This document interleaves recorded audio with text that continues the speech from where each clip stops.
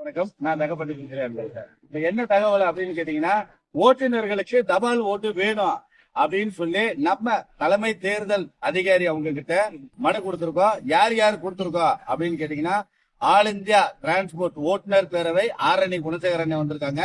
அதுக்கப்புறம் India drivers association Mubarak bhai மாமா வந்திருக்காங்க.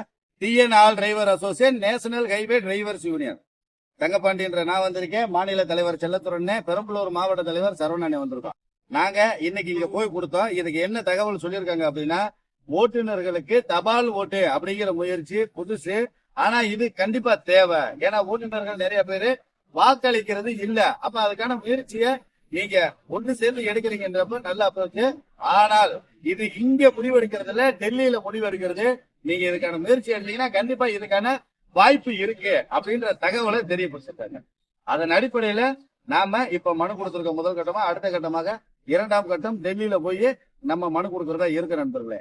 இப்ப மனு கொடுத்து அவங்க சீல் போட்டு கொடுத்திருக்காங்க. அந்த இதை தான் நம்மளுக்கு காட்டுறோம். அடுத்த தகவல்களை நாம தெரியப்படுத்துறோம். நன்றி நண்பர்களே.